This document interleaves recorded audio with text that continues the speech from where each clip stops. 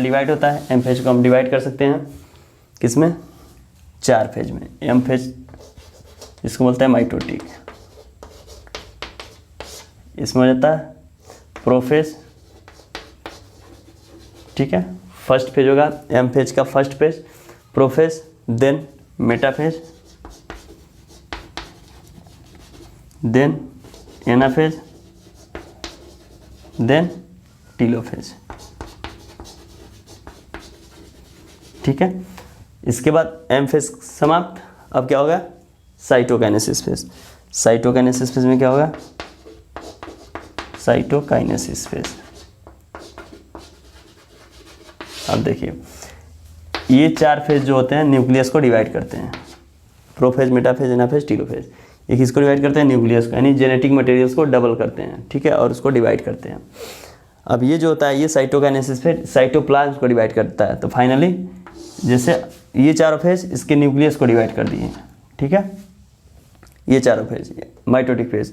और cytokinesis phase क्या करेगा, इसके साइटोप्लाज्म, ये जो साइटोप्लाज्म है इसको डिवाइड कर देगा। तो फाइनली क्या हो जाएगा, 2 सेल विथ 2 न्यूक्लियाई, ठीक है। एक सेल में अलग न्यूक्लियाई, एक सेल में अलग न्यूक्लियाई, यानी न्यूक्लियस के अंदर जेनेटिक मटेरियल जो है वो सेम है जो पेरेंट सेल में होता था, ठीक है। तो ये प्रोसेस जो है इस माइटोटिक फेज में होता है। ये सबसे कम टाइम का होता है, लगभग 1 आवर्स में ये सारे फेज कंप्लीट हो जाते हैं, ठीक है। तो इसको हम डिस्कस करेंगे जब माइटोसिस डिवीजन पढ़ेंगे, या फिर कह सकते हैं सेल डिवीजन पढ़ेंगे, जो डिफरेंट टाइप के होते हैं, माइटोसिस और म्यूसिस, ठीक है। तो ये जो माइटोटिक डिवीजन होता है ये ऑलमोस्ट रेगुलर होता है, ठीक है, चलता रहता है। 24 आवर्स में एक बार डिवीजन होता रहता है, ठीक है। तभी आदमी का शरीर डेवलप करता है, विकास करता है। जैसे आप देखते हैं ना, कोई व्यक्ति कह सकते हैं वो जल्दी जल्दी मोटा हो जाता है, कभी पतला हो जाता है, ठीक है, उसका ग्रोथ होने लगता है। तो ये सारे डिवीजन के कारण ही होते हैं, ठीक है। अब देखिए यहाँ पे एक एग्जांपल देख लीजिए, जो ये G0 फेज है, G0 फेज जो होता है वो डॉर्मेंस पीरियड होता है सेल का in the concern of cell division, ठीक है। तो ये स्टेज जो होता है ये लगभग एडल्ट स्टेज के बाद लगभग हर मैमल्स में आ जाता है। जो न्यूरॉन सेल होते हैं ये G0 फेज में चले जाते हैं, यानी हम कह सकते हैं कि एक स्टेज के बाद मैमल्स के न्यूरॉन सेल में सेल डिवीजन नहीं होता है, ठीक है। तो यहाँ पे एक एग्जांपल आप लिख दीजिए, मैमल्स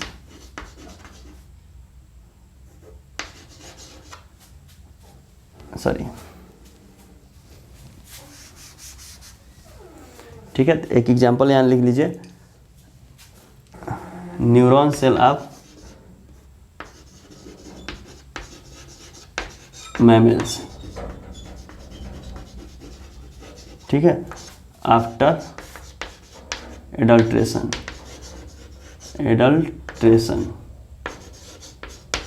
ठीक है, यानी एक एज के बाद जो मैमल्स में न्यूरॉन सेल होते हैं वो इस पीरियड में चले जाते हैं, G0 फेज में चले जाते हैं, यानी इसके बाद यहाँ पे डिवीजन नहीं होगा, ठीक है।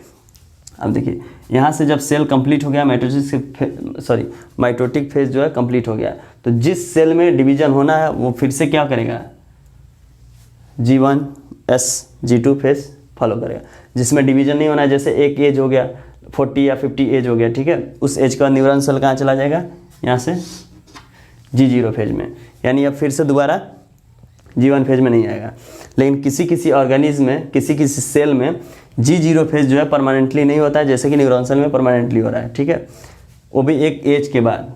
तो कुछ ऑर्गेनिज्म में कुछ सेल टेम्प्रोरी जाते हैं, कुछ टाइम के लिए, लॉन्ग पीरियड के लिए, ठीक है। जैसे 24 आवर में ये सेल डिवीजन हो सकता है कि 48 आवर्स के लिए चले जाएँ या फिर 100 आवर्स के लिए चले जाएँ, एक लिमिटेड पीरियड के लिए, ठीक है, लॉन्गर पीरियड कर सकते हैं, लिमिटेड पीरियड्स के लिए ये G0 फेज में जाते हैं, फिर से return back to the G1 phase में, ठीक है। तो आप 2 चीज़ें यहाँ पे समझिए कि G0 फेज में न्यूरॉन सेल जो होता है वो परमानेंटली चला जाता है आफ्टर एडल्ट्रेशन, यानी एक एज के बाद न्यूरॉन सेल में सेल डिवीजन नहीं होता है।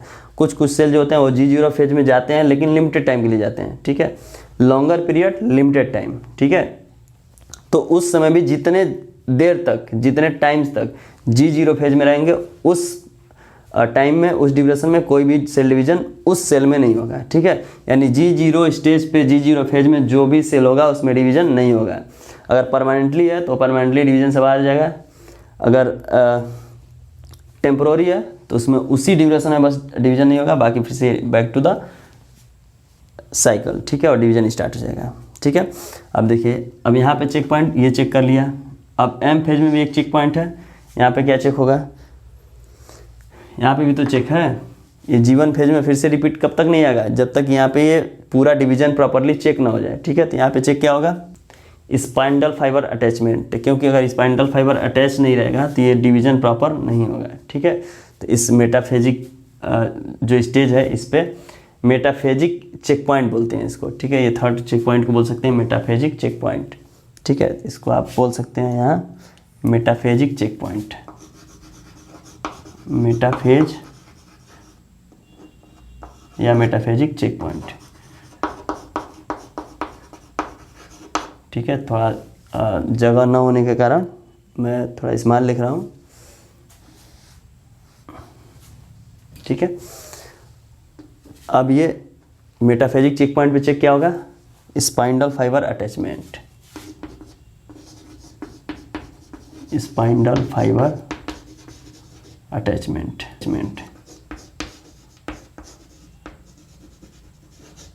ठीक है। यानी यहाँ से स्पाइंडल फाइबर अटैच्ड है कि नहीं है प्रॉपर, ठीक है, मेटाफेजिक प्लेट से।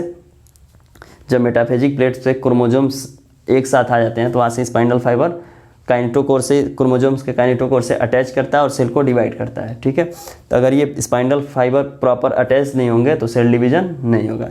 इसलिए इस चेक पॉइंट में मेटाफेजिक जो फेज है, एम फेज, इसमें एक चेक पॉइंट होता है, मेटाफेजिक चेक पॉइंट या मेटाफेज चेक पॉइंट, वो चेक करता है कि स्पाइंडल फाइबर प्रॉपर अटैच है कि नहीं है, ठीक है। तो सिंपल अगर इसका हम कंक्लूजन करें तो क्या मिलेगा कि जो सेल साइकिल है, ठीक है, इसको हम पहले दो भाग में डिवाइड करते हैं। सबसे पहला एम फेज, ठीक है, जो कि डिवीजन फेज होता है, इसको बोलते हैं डिवीजन फेज, ठीक है, M phase, division phase. Second क्या होता है, इंटरफेज, ठीक है। इंटरफेज को बोलते हैं प्रिपेयरिंग फेज या preparation phase, preparation for division phase, ठीक है। अब जो ये इंटरफेज है इसी को डिवाइड करते हैं हम 3 फेज में। फर्स्ट ये डिवाइड हो जाएगा G1 phase, S phase and G2 phase. Check point कहाँ पे है, पहला G1 फेज पे, दूसरा G2 फेज पे, तीसरा चेक पॉइंट M फेज पे, ठीक है, तीसरा चेक पॉइंट M फेज पे। Check point third G2 phase पे, चेक पॉइंट 2, और G1 फेज पे चेक पॉइंट 1।